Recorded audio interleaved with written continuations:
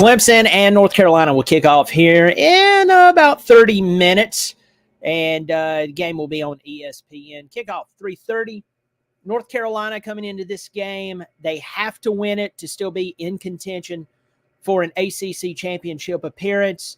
Louisville, the last I checked before I started the video, Louisville was losing by 5 points to Miami. It's very much a winnable game for Louisville, but Miami's putting up a fight. Louisville, on the other hand, it just seems like they started to have success. Everything was going great. They've sustained it, but they haven't looked dominant. So that is very interesting. We'll see how that game plays out. So North Carolina definitely has a lot to play for. Let's just say that Louisville loses the game. There's like a 3 or 4 team tie that's going on. And then they'll have to go to like points for, points against, all that bunch of good stuff that can get really interesting. So North Carolina has a lot to play for in this game against Clemson. Now, a couple of days ago, I gave you my prediction, and I just talked about the keys to both sides of the football. Of course, in this game, there's a lot of big players. For instance, everyone knows that Drake May plays for North Carolina. Everyone knows that he is a top potential draft pick for a team who's looking for a quarterback. Then you have Omarion Hampton, their running back. He's the second leading rusher in all of FBS. The guy can play football. He's very physical, but really it comes down to North Carolina's lack of defense. They're ranked number 79 in the country. So you would think a team like this, who has 2 losses, I knew that they had 2 losses in a row. That was Virginia and then Georgia Tech, but they've won since. You would think that a team like this would be picking up some more steam, but just this past week, they barely beat a Riley Leonard-less Duke football team. Now, you have to be careful playing that, well, this team beat this team, so therefore this team will beat that team. You have to be very careful with that, because a lot of times it doesn't work out as well and as seamless as you would like to think that it would work out. But it can give you some indication of how one team could perform against another. Obviously, Duke beat Clemson by 21 points in the very first game of the year. North Carolina beating them by 2 points in double overtime. No Riley Leonard. It's a different team. So I'm really looking forward to the game. It's exciting. Guys, I can't believe it. We're already here at the end of the season. Next week is the big rivalry game with South Carolina. Next week, I think it's 7:30 kickoff. Next Saturday night against the Dookie Eaters of South Carolina. For those of you who has no clue about that reference, it's Bobby Durkin's Pick Your Dookie Chicken. I need to produce a video. I need to produce the video and get that out there. Lives would be changed. And some people would probably give up. I got some people in here. Grafnar, good to see you. Tiger Paul Craven, it's good to see you, Tiger Paul Craven. I need to have you back on the show. Look at this. Parker Henderson at a wedding. I can't say anything because I can't go to the North Carolina game. I've got an event, later tonight. So people has to stop planning weddings during football season. Yes, Grafnar says too soon. Go Tigers from Lake Marion. Ted McNair wants to know where my Clemson gear is at. I'm going to tell you this. I was laying on the couch watching football. My youngest played flag football this morning. By the way, he's doing a really good job. My son or not, the kid's doing a really good job. Some all caps in here. That's really nice. Okay, so let's Tiger Paul Craven, I might need to have you on, you and Jordan on, to talk about the Gamecocks this week. So, folks, if you haven't subscribed, I hope you do subscribe. It's a great way to support the channel, and it is free. If you want to join, hit the join button below the video. It is so flipping cheap. You can ask Grafnar and Chase Henderson and Parker Henderson and Still Gamble and John Setton and Midlands Directory and a bunch of other people who has joined on a monthly basis. It is so flipping cheap. I do appreciate it. North Carolina, they're coming into this game. It's funny to me with North Carolina.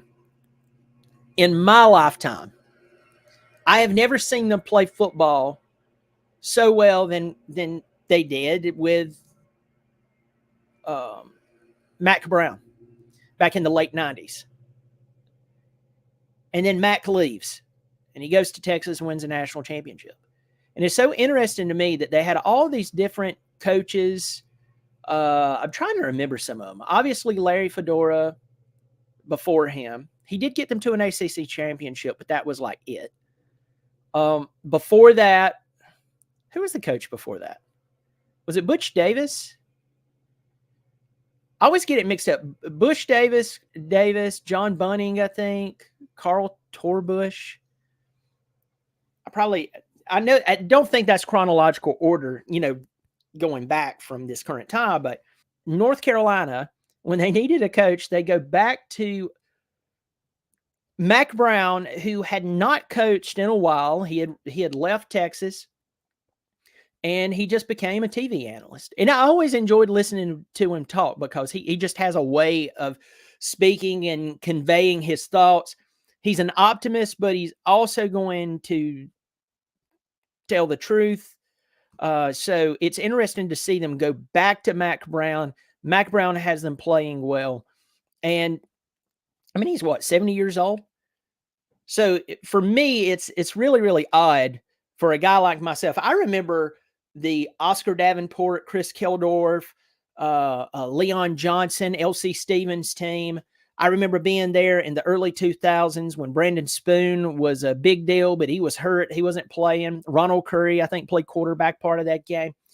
And it's just really interested to see them now versus then, and to see how Mack, he's just, for some reason, he has the magic at North Carolina as to where all of those guys that I named out, from the 90s when he was there up to this time, they just couldn't pan out. They didn't pan out. It didn't look good. And so it's really interesting. Folks, I'll give you a couple of scores of interest. Right now, Louisville is up 31-28 on Miami. Michigan is struggling with Maryland. This game's at Maryland. It's 29-24. Michigan. Oklahoma struggling with BYU at this point. For any of you South Carolinians, Army just beat Coastal Carolina. Now, that's not in conference. Coastal Carolina, this is their first loss. They were on a 5 or 6 game win streak, something like that. And then they just snapped it. They're still in contention, though, for their conference. They have to play JMU next week, so God help them. And that will be in Conway. Furman Paladins, local upstate of South Carolina school. They were number 2 in the FCS. They just lost to their rivals, their equivalent of Clemson's South Carolina. They just lost to their equivalent, who has a losing record. It was in Spartanburg. They lost to Wofford. So you'll definitely see them drop in the polls, but they only have one loss in FCS. They had one other loss, and that was to South Carolina earlier this season. But a couple of local schools going down, and some interesting games going on later.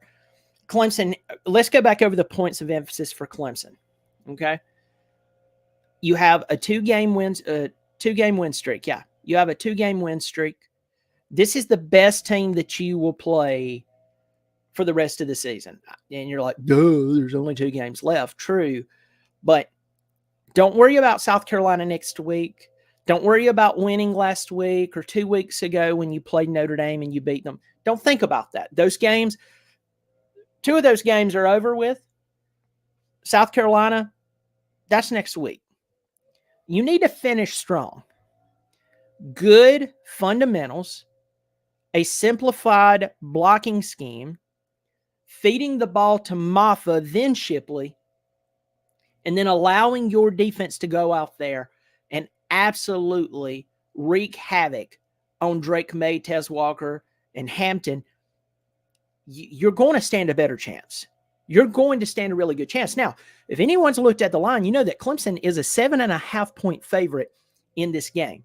So even Vegas believes Clemson's going to win this game. They don't believe it's going to be a blowout. They don't believe there's going to be a commanding win. They believe that Clemson will win the game based on how North Carolina's been playing versus how Clemson's been playing. And that's fine. That's great. Clemson has to take care of the football, and their offense has to help their defense. I'm not worried about Clemson's defense. Now, oddly enough, one unit is playing the other unit's best of all season. You're like, that makes no sense. Explain what you're saying. Clemson has not played an offense as powerful as North Carolina. Total yards per game, leader at quarterback. I mean, Drake May's like 4th overall in total yards. I told you that Omarion Hampton is the 2nd leading rusher in all of FBS. Then you have like Tez Walker out there who's explosive. Clemson has not, their defense has not played an efficient offense as North Carolina, and vice versa. North Carolina has not played a defense all season long that's anything like Clemson's. Clemson's defense, once again, is the crown jewel of the team. What I mean by that is that even in the 90s, when Clemson was not that great, their defense was even keeping them in games then, in the 2000s, even in the early Dabo Swinney era. And then through the championship times. Of course, you did see games where they would give up a lot of yards and still win the ball game. I'm not going to say that's never happened, but Clemson is known as a defensive school. It just is. So North Carolina has not seen a defense like Clemson's all year, and Clemson has not seen an offense as powerful as North Carolina. I think the Achilles heel, and I said this in the prediction, I talked about this in the preview where I previewed North Carolina to just kind of give you an idea who they are, what they're working with, what's going on with them as a team. You have to understand their defense is that bad. North Carolina's defense is that bad. So Clemson's played better defenses all season. Clemson has played they have played defenses in conference and out of conference that is better than North Carolina's. That's good news for Clemson because Clemson is looking more dominant offensively. And what I mean by that is they're getting into the end zone more. Clemson can go out there and they can have 600 yards total offense and the other team has more points than them. You want to take a wild guess what happens? You lose. You lose. So if Clemson's out there and they have 300 yards rushing, 400 yards passing, 700 yards total offense, but the other team has more points, guess what? Who cares? Clemson is getting in the end zone now more efficiently than they have all season long. That's really good news for Clemson, especially against a defense as not dominant as North Carolina. I want to say lackluster, but I feel like I use that term too much. Going through here is a bunch of people in here.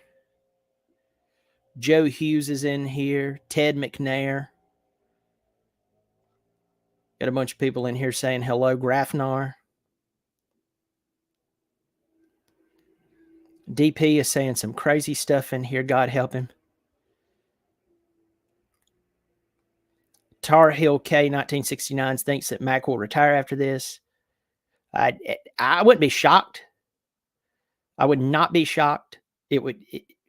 I think at this point, North Carolina, the only good hire they've made so far has been Mack Brown in a long time. Now, on paper, hiring Butch Davis was not a bad move.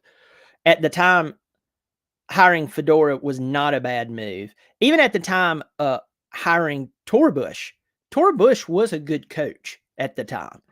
I just think that it's one of those deals where you're a good coordinator, but maybe at the head coach, you were not at the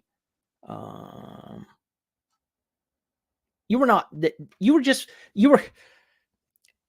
a head coach, plainly put. John Seton changed his name from John Seton to Big John. You changed your name and I changed mine. Go Tigers. Hey, I see what you're doing. I'm influencing people here all of a sudden.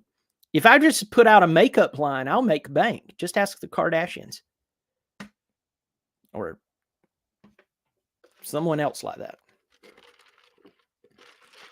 Kardashians are an interesting group of people. They have so many people who just absolutely talk about how much they hate them, and these women just make more and more and more money. It's interesting. I'm going to shut up there because I'm going to offend someone. Lawnmower Man says he's already announced he's coming back next year. Arizona is beating Utah 21-0. I have a buddy of mine at that game. He's a coworker, but he's a friend of mine. He lives in Tucson. And I was like, man, the Wildcats are doing great. He actually graduated from there. He's like, yeah, we're all basketball here. They just kept waiting for it to fall apart. And you can't blame him because Arizona, they fell apart several times. And here they are. They're doing well. So I reached out to him this week and I was like, look, you need to buy tickets to this game. And he said, he was like, man, I found some really expensive tickets. And I sent him a couple of links and he was like, wow, these links are really affordable. Thanks for it. So he's there, but he actually sent me a picture of his seat. So it's a beautiful day out there and it looks like they're taking care of business. Got DP in here, said it's obscene. Haha. Philip Medlin, any ideas on Jimbo's replacement? Okay, folks, Clemson game's going to kick off in just a second. Tar Heel K 1969 says they have no talent, the Kardashians. Well, they have one thing, and it has undermined some of the greatest men of all time, and they use that to their power, and that's the reason people are enamored with their life. So I'm not going to say anything else, but just going to leave that alone. I've said too much already. So I'm going to talk about this. Jimbo's replacement. Here's the reason I talk about Jimbo's replacement. We're hearing more and more people try to talk about Dabo Swinney, and probably the most we have heard about it, like legitimately, consistently talking about Dabo Swinney leaving, right? We've heard about him leaving. And by the way, I have a bunch of people in here. If you haven't subscribed, I hope you will. It's a growing channel, but it's free. So it's not like I'm getting you to join. If you do want to join, I have a join button down here and it's really cheap. But I'm going to talk about this and then we're going to go watch football. We're going to watch our Tigers play and hopefully come out with a win. I predicted that they would win today. I predicted it would be a fight, but I'm hoping that I'm seeing Clemson turn the corner, not just for this season, but for seasons to come. Now, let's talk about Swinney. I'm going to look at the last comment that just popped up here. I'm going to turn off the comments just so I can focus on this. Dabo Swinney going to Texas A&M.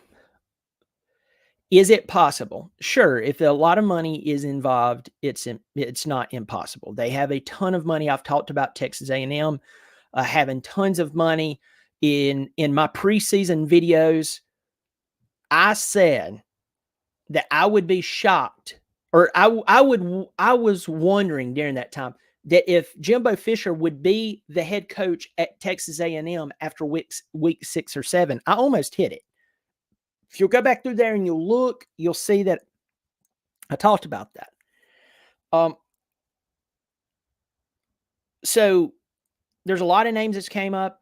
There's obviously Mike Elko, Dan Lanning, other people's names been brought up that I'm not even going to mention.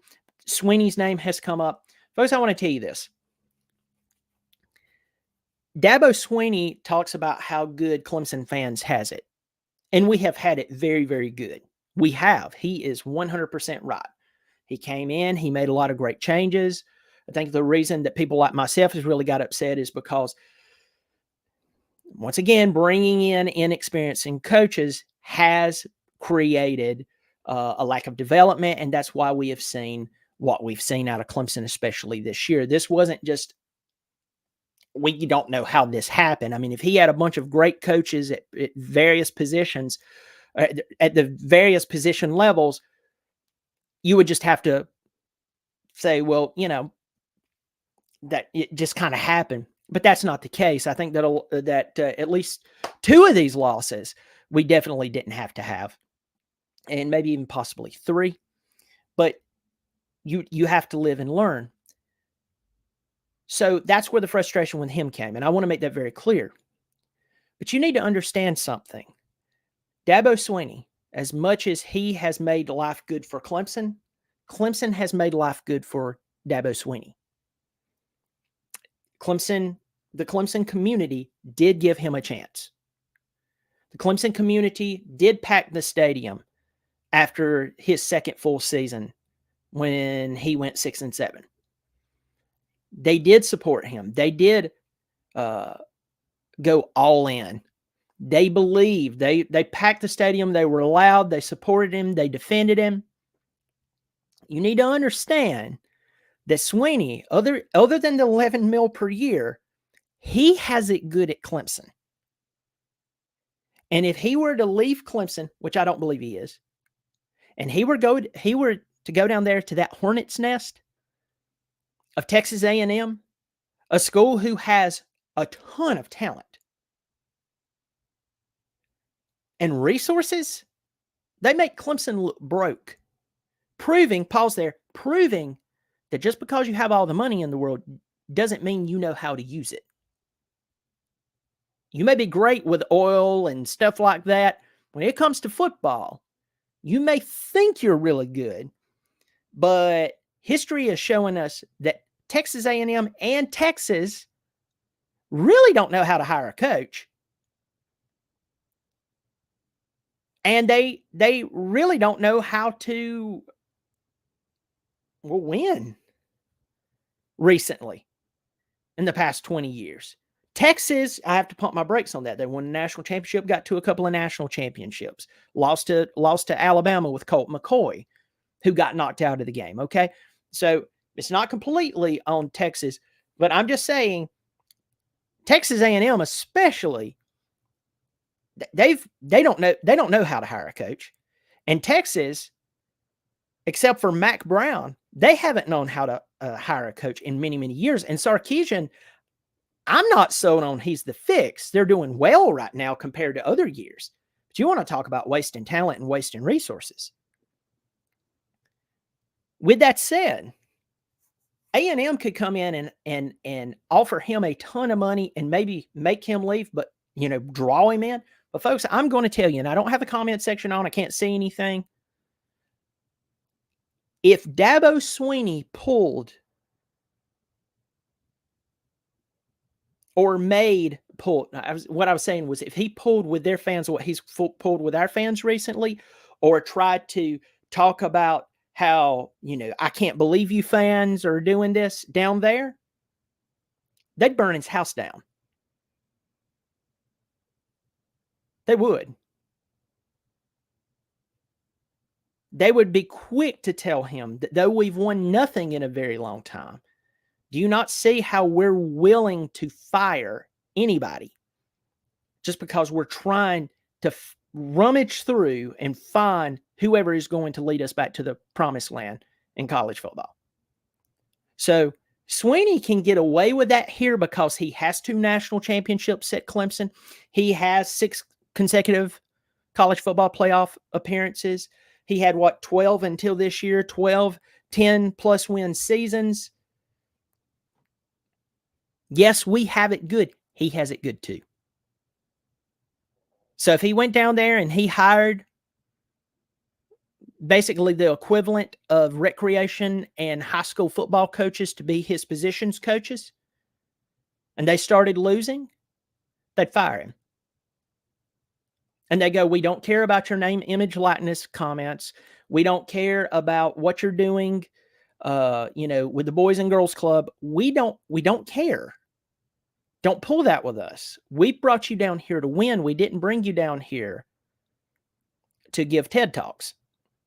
And so I don't believe, first of all, I wouldn't want that job down there. I'm just being honest. I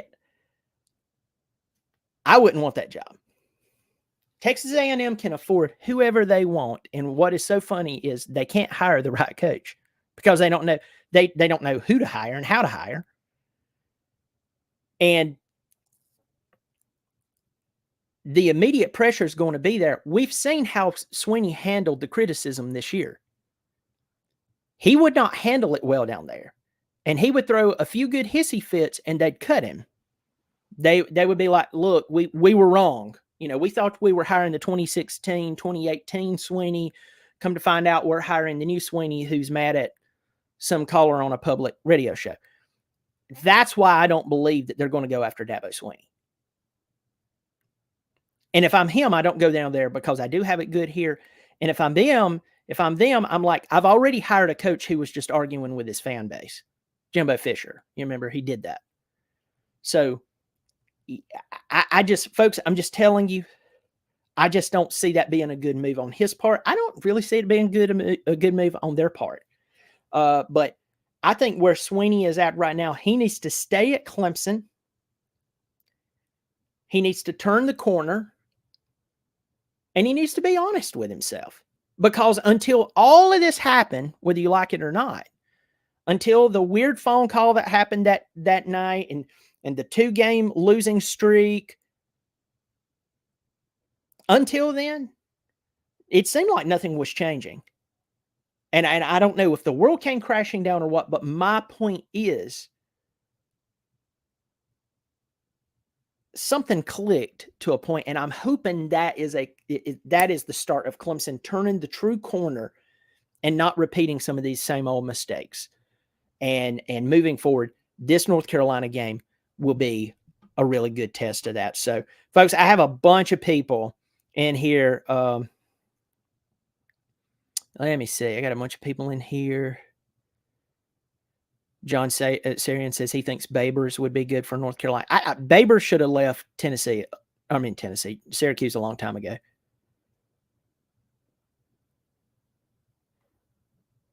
Bunch of people in here. All right, folks, I'm going to go downstairs. I'm going to watch Clemson. I have an event tonight, so I don't know if I'll do a post game immediately. It'll probably be like late tonight, 11 o'clock, something like that. If I do one at all. But y'all take care of yourself. Thanks for joining. If you have not subscribed, please subscribe. The channel has grown so much. It's been so nice to meet you. I've been meeting people out in public who's like, hey, man, I watch your channel. And I'm like, whoa. My father-in-law called me and told me that someone who works with his company said, hey, I've been watching your son-in-law. And I'm like, whoa, that's very kind. So it's been so nice just to meet everybody. It's been fun to do this versus the whole Bobby Durkins thing. But word to the wise, Bobby is not gone. I know it seems like it, but Bobby's not gone. I'll leave it at that. Go Tigers.